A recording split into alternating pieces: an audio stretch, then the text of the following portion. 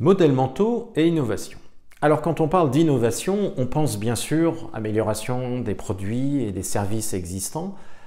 Et quand on va parler d'innovation de rupture, on va être sur quelque chose de beaucoup plus profond. Il s'agit d'introduire quelque chose qui n'a jamais existé. Autrement dit, l'innovation de rupture consiste à introduire de nouveaux modèles mentaux, de nouvelles façons de voir le monde, de choses qui étaient inimaginables auparavant et qui vont maintenant devenir possibles. Et donc, l'innovation de rupture, fondamentalement, consiste à changer nos modèles mentaux sur un problème donné.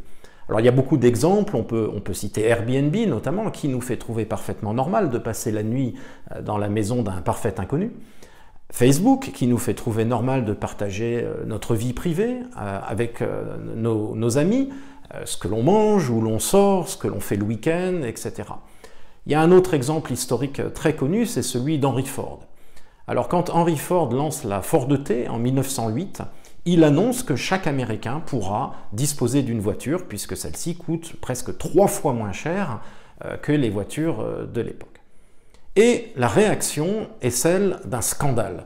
Les gens sont choqués, ils trouvent l'idée parfaitement ridicule puisque on sait bien que aucun Américain n'a besoin de voiture. D'ailleurs, il n'y a pas de demande pour une voiture et donc on se moque de Henry Ford.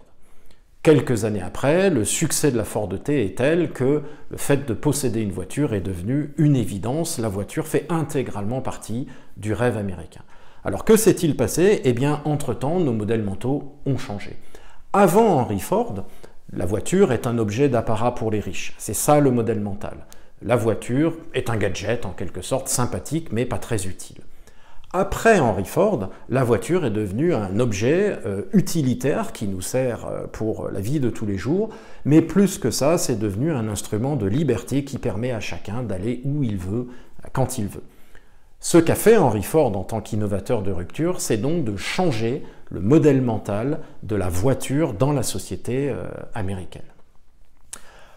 En résumé donc, un innovateur en particulier de rupture, doit changer les modèles mentaux, c'est l'essence même de l'innovation de rupture.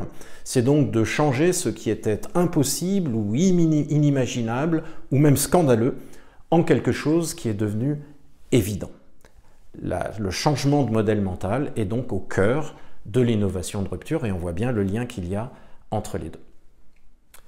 Merci et donc à bientôt pour une autre vidéo et en attendant, je vous souhaite une très bonne gestion de vos modèles mentaux.